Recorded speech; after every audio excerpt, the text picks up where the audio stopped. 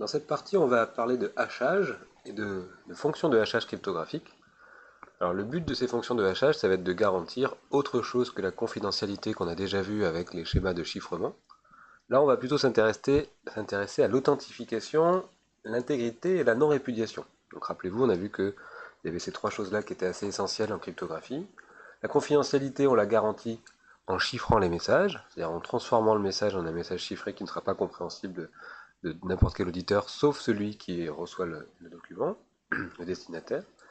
Maintenant, on va garantir que ce document est bien intègre, donc il n'a pas été modifié. On ne peut pas répudier, c'est-à-dire qu'on ne peut pas dire non, c'est pas moi qui l'ai fait.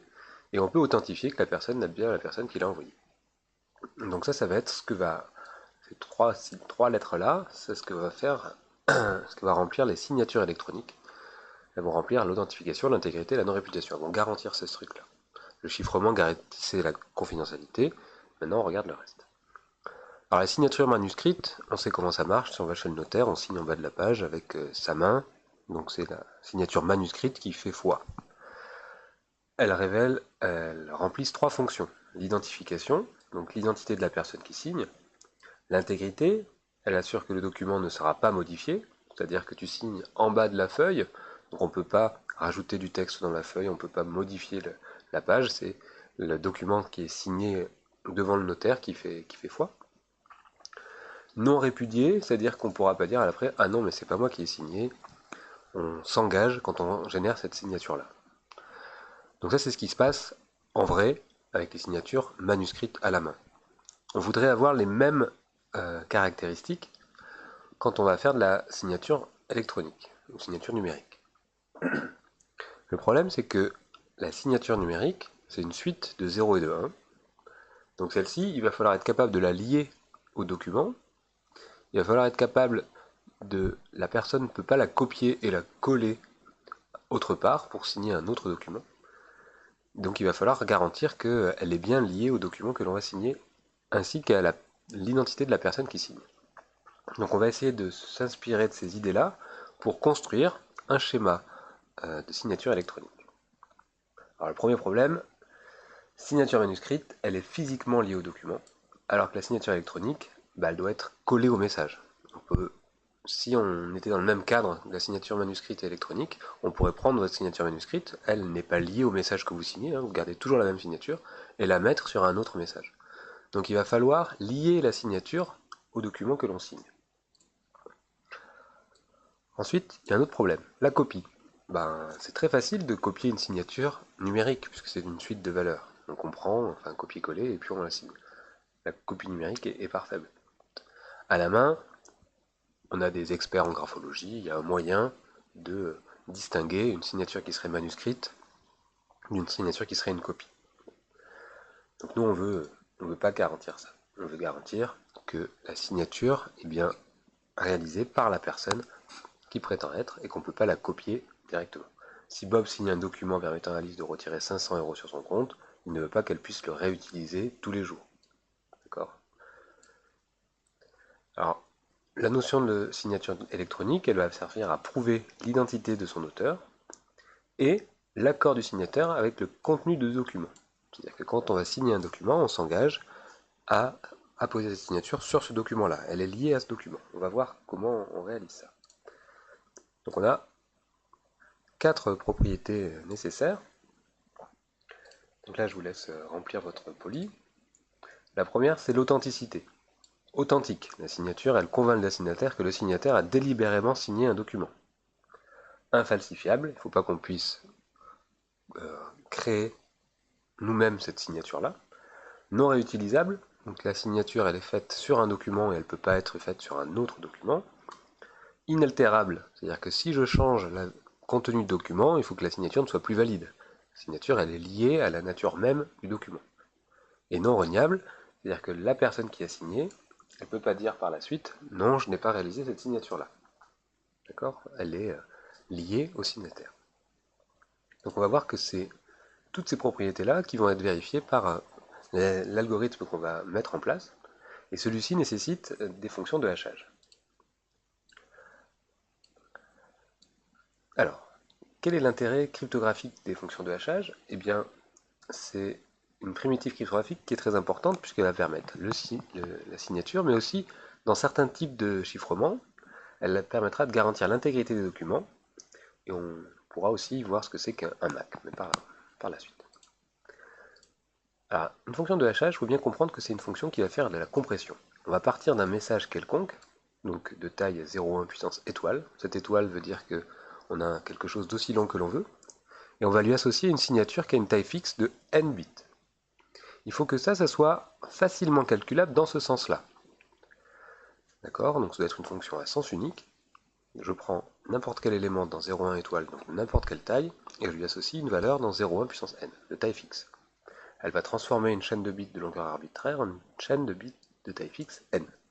La chaîne obtenue, donc on dira qu'on part de x, on obtient le haché qu'on appellera y, on appellera ça soit le haché, soit l'empreinte de hachage. Donc par la suite, je parlerai plutôt du terme haché, mais on trouve dans la littérature le terme de empreinte de hachage.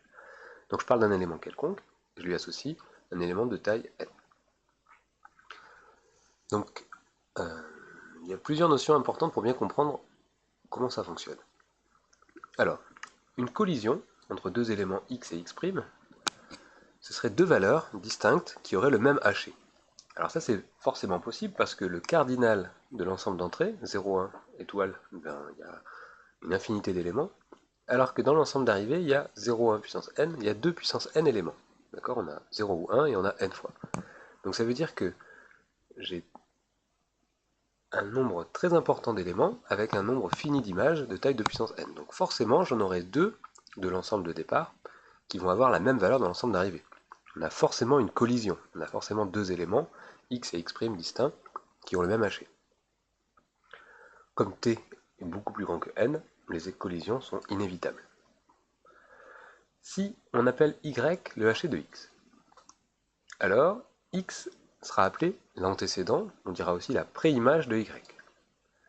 On rappelle que y, on peut l'appeler empreinte de hachage, haché, ou valeur de hachage.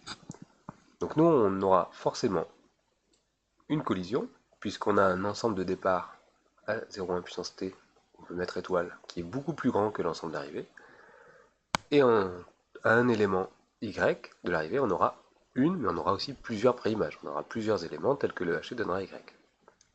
Donc comment on doit les construire, on doit les caractériser? Eh bien, c'est des fonctions de compression, faciles de calculer dans un sens, et qui doivent, pour être utilisées en cryptographie, garantir la résistance à trois types d'attaques différentes. La préimage, la seconde préimage et la collision. Alors préimage, ça veut dire que, étant donné y, la valeur d'arrivée, l'empreinte, le haché, il doit être difficile de retrouver l'antécédent, de retrouver x tel que h de x égale y. Si on nous donne y, il faut qu'il y ait au moins 2 puissance n calculs de haché nécessaires pour retrouver x. Voilà, quand on dit difficile en termes cryptographiques, ça veut dire que le coût de calcul à mettre en place doit être important. Ici, 2 puissance n calcul de h, quand on a un n qui est grand, bah c'est très vite impossible à réaliser en pratique. Deuxième condition, on ne doit pas être capable de trouver de seconde préimage. C'est-à-dire que si on donne un x, donc un message fixe, vous ne devez pas être capable de trouver un autre x' qui a le même haché que ce x. Alors on sait qu'il y en a, ça existe forcément, puisque l'ensemble de départ est beaucoup plus grand que l'ensemble d'arrivée, donc on sait qu'il y a beaucoup de, de x' tels que h de x égale h de x', mais il faut que le coût de calcul permettant de retrouver un autre x' qui vérifie h de x égale x', doit être de l'ordre de 2 puissance n. Donc c'est ça la résistance à la seconde préimage, c'est-à-dire trouver une autre valeur telle que le haché de la première valeur est égal au haché de la seconde. On doit aussi résister à la collision, c'est-à-dire qu'on ne doit pas être capable de trouver deux éléments quelconques, x et x', qui ont le même haché. Alors on sait que ça c'est possible, on va voir à la suite avec le paradoxe des anniversaires, qu'on a 2 puissance n sur 2 calculs de h requis pour trouver un tel couple. Parce qu'on a un paradoxe qui fait que la probabilité d'en avoir deux distincts qui ont le même haché, eh bien c'est de l'ordre de n sur 2, 2 puissance n sur 2. On va voir ça dans la suite. Donc notre fonction de hachage, elle sera sûre de manière cryptographique, si elle est à sens unique, donc ça veut dire qu'elle résiste à la préimage, donc on ne peut pas trouver d'antécédent, et elle résiste à la seconde préimage, c'est-à-dire qu'on ne peut pas trouver un autre x' tel que h de x égale h de x'. Donc là on dira qu'elle est à sens unique. On dira qu'elle est résistante aux collisions si elle résiste à la seconde préimage, donc toujours pas possible de trouver un autre x' tel que h de x égale x', et qu'elle résiste aux collisions, qu'on ne peut pas trouver deux éléments x et x' qui ont le même HG. D'accord, donc on aura besoin de ça par la suite. Si une fonction est résistante aux collisions, alors elle est à sens unique. Parce que si elle est résistante aux collisions, on ne peut pas trouver x et x' qui vérifient ça. D'accord, donc deux éléments distincts qui ont le même HG. Alors, on dira qu'elle est à sens unique, on ne pourra pas retrouver un antécédent. Si on pouvait trouver un antécédent, alors on pourrait trouver deux éléments x et x' qui vérifient ça. Donc ça, on pourra le regarder plus en détail dans un exercice. Donc pour bien comprendre cette histoire de probabilité de 2 puissance n sur 2, il faut qu'on explique ce que c'est que le paradoxe des anniversaires. Là, c'est un paradoxe, ça veut dire que la réponse à la question n'est pas intuitive. Par exemple, la question peut être la suivante. Combien faut-il réunir de personnes pour avoir une chance sur deux qu'au moins deux d'entre elles aient leur anniversaire le même jour? D'accord, donc on va prendre des personnes au hasard. Quelle est la probabilité? Combien faut-il de personnes, pardon, pour que la probabilité qu'il y en ait deux qui aient leur anniversaire le même jour soit 1/2? Et ça va nous servir à construire une attaque contre les fonctions de hachage, ce qu'on appelle l'attaque des anniversaires. Alors je vais essayer d'expliquer comment fonctionne l'attaque et ensuite d'expliquer comment fonctionne le paradoxe. Donc l'attaque, ce serait, j'ai ma fonction de hachage, donc qui prend des éléments de longueur t qui est associé à un élément de longueur n. On pose petit m égale 2 puissance n, donc la taille de l'arrivée, d'accord. Donc ici, si je fais l'analogie avec les dates d'anniversaire, ben, on a 365 dates d'anniversaire possibles, d'accord. Le même jour, on ne parle pas de la même année, hein. Donc 365, ça c'est l'ensemble d'arrivée. L'ensemble de départ, ben, c'est l'ensemble des gens, d'accord. Le 0,1 puissance t, ben, c'est tous les gens, on peut en prendre beaucoup de gens. À chaque personne, on lui associe sa date d'anniversaire. On va ici prendre k messages aléatoires, x1, xi, donc ça c'est k personnes. Quelle est la probabilité d'obtenir une collision, c'est-à-dire que le HE de xi, donc la date d'anniversaire de la personne x1, soit égale à la date d'anniversaire de la personne x2. Donc qu'il y en ait deux parmi ces xi, tels que la date d'anniversaire de ces deux-là soit la même. Donc ça correspond à trouver une collision sur des fonctions de hachage. Si on regarde l'ensemble d'arrivées comme l'ensemble des dates d'anniversaire, donc le 2 puissance n, ce sera toutes les dates d'anniversaire, et l'ensemble de départ comme étant les personnes. Et la fonction de hachage, elle associe à une personne sa date d'anniversaire. Alors c'est comme si on regardait, l'hypothèse suivante, on prend les YI, donc qui sont les hachés, donc les dates d'anniversaire, on va supposer qu'elles sont aléatoires, uniformément distribuées. Donc c'est pas vraiment vrai, on sait qu'il y a des anniversaires qui sont plus fréquents que d'autres, mais admettons. D'accord, on se met dans le plus de généralité possible. On va calculer PK, la probabilité que les ZI soient tous différents de Z2. Alors, c'est pas les ZI ici, hein, c'est les YI. La probabilité que les dates d'anniversaire soient toutes différentes de Z2. Si on prend K égale 2, on a deux personnes. Quelle est la probabilité que deux personnes aient la même date d'anniversaire? Alors, on a M dates. Donc, on a la probabilité que deux personnes soient différentes. Excusez-moi, je me suis un petit peu mélangé les pinceaux. Quelle est la probabilité que les deux anniversaires soient différents? Donc, pour que les anniversaires soient différents, eh bien, en tout, on a M dates possibles. Donc la première personne, elle est parmi ces M dates. Et la seconde personne, elle est dans des M-1 autre date qui ne sont pas possibles. Donc M-1 sur M, c'est la probabilité que les anniversaires soient différents. Par exemple, on a 364 sur 365. Si on a deux personnes, on a 364 chances sur 365 qu'elles aient leur anniversaire qui ne soit pas le même jour. Ça, normalement, c'est assez clair. Maintenant que je me suis un peu rectifié. Maintenant, si on prend trois personnes, alors, quelle est la probabilité que les deux personnes, les deux premières, aient leur anniversaire le même jour? C'est cette probabilité-là qu'on vient de calculer. Ensuite, pour la troisième personne, il ne faut pas qu'elle soit née le même jour que les deux précédentes. Donc on a M-2 choix sur M. Donc ça revient à cette probabilité-là. Donc 364 sur 365, pardon, multiplié par 363 sur 365.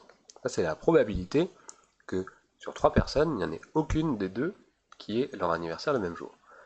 Maintenant, si on suppose qu'on a K personnes, on voit que pour 3, je m'arrêtais à M-2, Donc si j'ai k, je vais m'arrêter à m moins k plus 1. Je vais faire le produit de toutes ces valeurs-là jusqu'à m moins k plus 1. Donc ça, on peut le réécrire. Ça, c'est 1 moins 1 sur m, 1 moins 2 sur m, 1 moins k moins 1 sur m.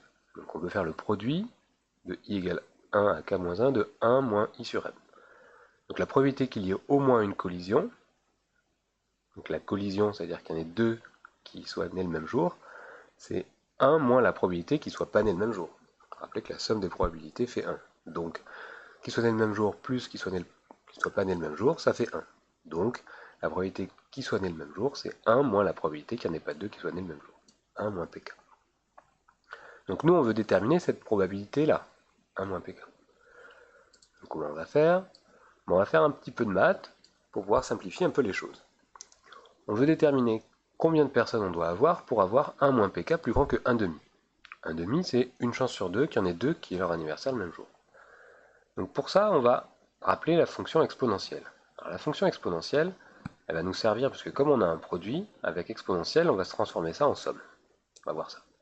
On se rappelle du développement en série entière, ou alors du développement limité de la fonction exponentielle. Exponentielle de moins x, c'est 1 moins x plus moins 1 puissance i, x puissance i sur i factoriel. Bon, si vous ne vous rappelez pas de ça, c'est pas très important. C'est juste pour dire comment on va réussir à donner une valeur approchée de cette probabilité.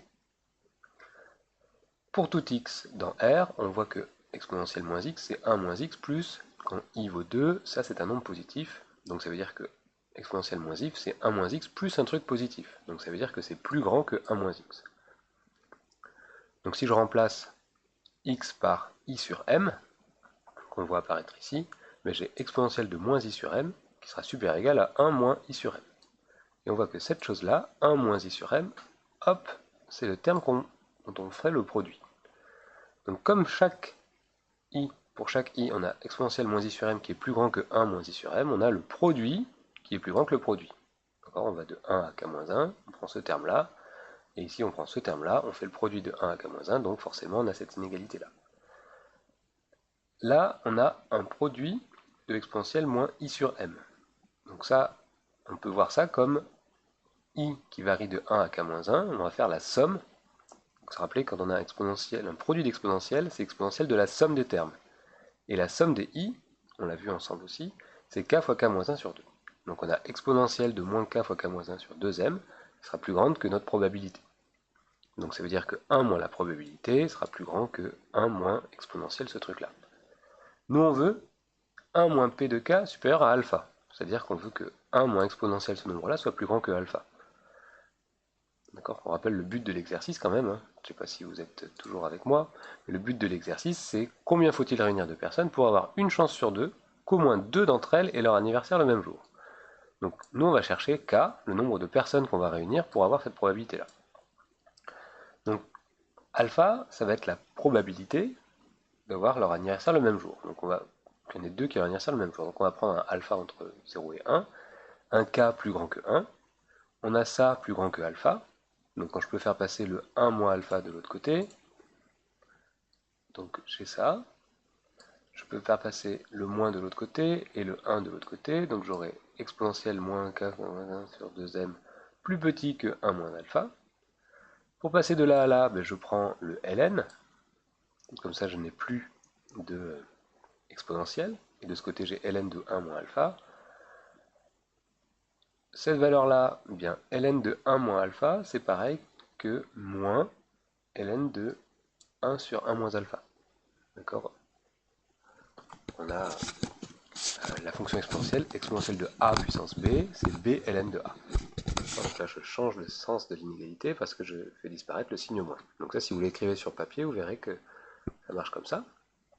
Je développe, je simplifie, et je tombe sur cette valeur-là. On doit avoir k plus grand que... Alors là, j'ai fait une forme trop bizarre, je vais la refaire. On doit tomber sur k, donc le nombre de personnes, qui doit être supérieur à racine de 2m ln de 1 sur 1 moins alpha. Qu'est-ce que ça veut dire? Donc, si toute cette partie-là mathématique, vous l'avez un peu zappée, c'est pas très grave, c'est juste pour vous prouver la véracité du résultat.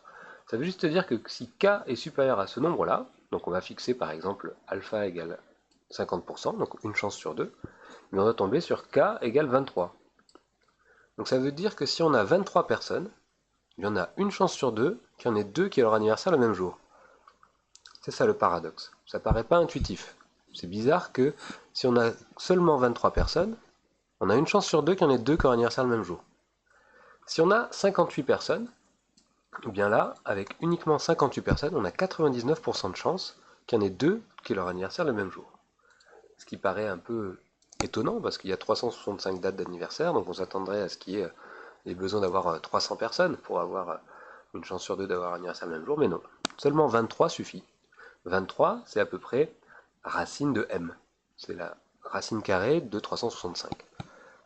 Donc ça veut dire que pour nos fonctions de hachage, on aura une collision que si on a racine carrée de nombre de messages. Parce que la taille m, c'est la taille du message d'arrivée, c'est la taille du haché. Donc en fait, on trouvera une collision avec uniquement racine de m. Si m c'est 2 puissance n, ça correspond à racine de 2 puissance n égale 2 puissance n sur 2. Donc en fait, une collision, c'est-à-dire de prendre deux valeurs au hasard, x et x', et d'avoir h de x égale à x de x', c'est comme trouver au hasard deux personnes qui ont un anniversaire le même jour, et bien ça pourra se faire avec une complexité qui sera de l'ordre de racine de la taille du haché. On verra ça aussi sur un exercice. C'est ça qui est un peu magique, c'est le côté paradoxe de cette chose-là. Donc voilà comment on peut réduire la complexité de l'attaque par les anniversaires à 2 puissance n sur 2. Donc là, on va voir maintenant comment on peut utiliser ce paradoxe d'anniversaire pour réduire la complexité de l'attaque de recherche de collision, et après on verra comment fonctionnent vraiment les fonctions de hachage. Donc ça c'est l'attaque que je vous ai présentée juste avant, par paradoxe d'anniversaire, c'est-à-dire qu'on va prendre un message initial, on va prendre m', un message corrompu, et on va chercher à modifier ce message m' pour avoir un message dont le haché sera le même que le message de départ. Donc on va générer 2 puissance n sur 2 modifications mineures au message m. Donc on aura m', donc on va par exemple changer la taille d'un espace dans un texte, ou alors changer le retour à la ligne, ou changer la majuscule, ou changer une virgule en mettant un point virgule, ou des modifications minimes qui ne sont pas visibles à l'œil. C'est ça l'idée de l'attaque. Parce que là on se place dans la signature d'un document. Si on se place dans la signature d'une vidéo, on peut changer le bit de poids faible de certaines couleurs de pixels. Ce sera invisible à l'œil nu, et puis on trouvera deux éléments, deux vidéos distinctes qui auront le même haché. On va générer les m tilde, des modifications mineures de m tilde, jusqu'à ce que l'un et l'autre soient la même. Tu vois, on va partir d'une vidéo, on va partir d'une autre vidéo, on va faire des modifications mineures sur la première et sur la seconde jusqu'à ce qu'on ait le haché de la première soit égal au haché de la seconde.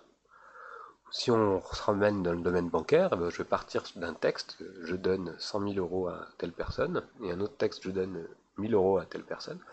Si la personne valide, je donne 1000 euros, on va modifier celui qui dit je donne 100 000 euros pour arriver à avoir le haché du premier égale le haché du second. Et une fois que ce sera bon, on fera signer à la personne le haché de je donne 1000 euros, qu'il acceptera. Et bien en fait, on aura conçu, réalisé une collision, donc trouver un autre message très proche du premier qui dira je donne 100 000 euros à telle personne. C'est ça le but de cette attaque par par anniversaire. Donc ça j'espère que c'est clair, mais on va refaire un exercice là-dessus aussi en TD.